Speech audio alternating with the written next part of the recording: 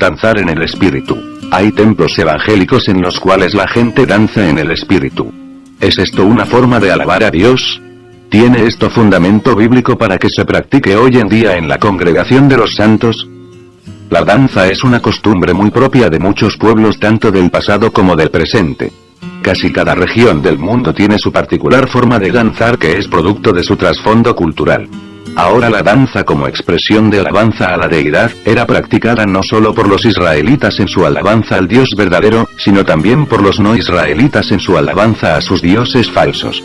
Inclusive algunos israelitas danzaron alabando, no al Dios verdadero, sino a un becerro que ellos mismos construyeron como su ídolo. Éxodo 32:19 dice: y aconteció que cuando él llegó al campamento, y vio el becerro, y las danzas, ardió la ira de Moisés, y arrojó las tablas de sus manos, y las quebró al pie del monte. Aquí, tiene un ejemplo del pueblo de Israel, danzando pero no en alabanza a Jehová, sino en alabanza a un ídolo que ellos mismos construyeron. No piense por tanto que danzar era una forma de alabanza exclusiva para el Dios verdadero. Hoy en día también, muchas tribus indígenas danzan alabando a sus ídolos. Los brujos también danzan alabando a sus ídolos. Los adoradores de Satanás también danzan en alabanza a él. Todo esto para que usted considere que la danza no ha sido una forma exclusiva de alabanza al Dios verdadero. Muy bien. Dicho esto, debo señalar además que el Nuevo Testamento no registra en absoluto la danza como una forma de alabar a Dios. Si usted tiene una concordancia bíblica, busque el sustantivo danza y verá que en el Nuevo Testamento aparece una sola vez, en Lucas 15:25, y no para referirse a la alabanza de Dios sino para hablar de la fiesta que hizo el padre del hijo pródigo cuando éste regresó finalmente al hogar. Busque también el verbo danzar y verá que aparece solo 2 veces, en Mateo 14:6 y Marcos 6:22, y en ambos casos no se refiere a alabar a Dios sino a la hija de Herodías quien danzó en la fiesta de cumpleaños de Herodes. Aparte de estas ocasiones, el Nuevo Testamento no registra la danza o el danzar como una forma de alabar a Dios. Claro que el argumento del silencio del Nuevo Testamento sobre danzar como una forma legítima de alabar a Dios hoy en día, no demuestra con absoluta claridad que la danza no es una forma válida de alabanza de Dios en las iglesias, pero ciertamente es algo digno de tomarse en cuenta. Lo que podemos decir en honor a la verdad revelada en la Biblia es por tanto que la danza era una forma de alabar a Dios por parte del pueblo de Israel, en el Antiguo Testamento, aunque era también una forma de alabar a los ídolos paganos por parte de los pueblos paganos, y que el Nuevo Testamento no registra que la iglesia primitiva hubiera danzado en alabanza de Dios. Es decir que si una iglesia incorpora la danza como una forma de alabanza de Dios, será por cualquier razón, menos por algo que ordene el Nuevo Testamento. Pero las iglesias locales donde se practica la danza, como una forma de alabar a Dios, afirman que es el Espíritu Santo quien impulsa a los creyentes a danzar. Por eso le llaman danzar en el Espíritu. Pero si usted hace un estudio de lo que produce en un creyente la llenura del Espíritu Santo, notará que danzar no está en la lista. Efesios 5:18-21 dice: no os embriaguéis con vino, en lo cual hay disolución. Antes bien sed llenos del Espíritu, hablando entre vosotros con salmos, con himnos y cánticos espirituales, cantando y alabando al Señor en vuestros corazones, dando siempre gracias por todo al Dios y Padre, en el nombre de nuestro Señor Jesucristo. Someteos unos a otros en el temor de Dios. Así es como Pablo presenta las evidencias de una vida llena del Espíritu Santo. Es una vida de alabanza de Dios en el corazón. No solo en la iglesia, en el culto. Se trata de alabar al Señor en el corazón, 7 días a la semana, 24 horas al día.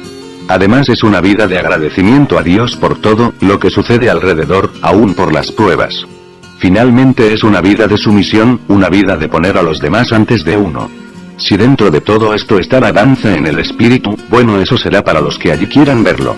Y no será extraño porque también verán allí la risa santa, el remolinio, los desmayos, los saltos, el llanto, etc. El hombre siempre ha tenido la tendencia a agradar a Dios por medio de las cosas visibles que puede hacer, o por acciones llamativas.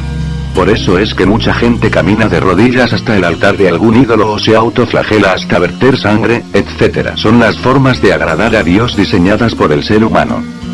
Pero Dios no se agrada de eso. Dios es espíritu y los que le adoran en espíritu y en verdad es necesario que le adoren. Yo me he preguntado por tanto cuánto de la alabanza de hoy en día, con acciones espectaculares, caerá dentro de este esfuerzo muy humano por agradar a Dios a través de cosas visibles, admiradas por todos los presentes. La alabanza debe ser enfocada sobre Dios, mas no sobre la música de cualquier estilo que sea, o sobre la forma de ejecutar la música por parte de los músicos y por último sobre la forma de ejecución de la alabanza por parte de los creyentes. Usted y yo hemos visto grupos de alabanza que concentran todo su esfuerzo en un escenario llamativo, rodeado de flores, luces de colores, vapores, etc. Los cantantes se mueven frenéticamente al ritmo de la música. La vestimenta de los cantantes es similar a aquella que usan los grupos musicales del mundo que están de moda. La gente que presencia el espectáculo está eufórica con la música a todo volumen. ¿Es esto alabar a Dios? ¿No es más bien alabar a la música o alabar a los músicos o alabar a los cantantes?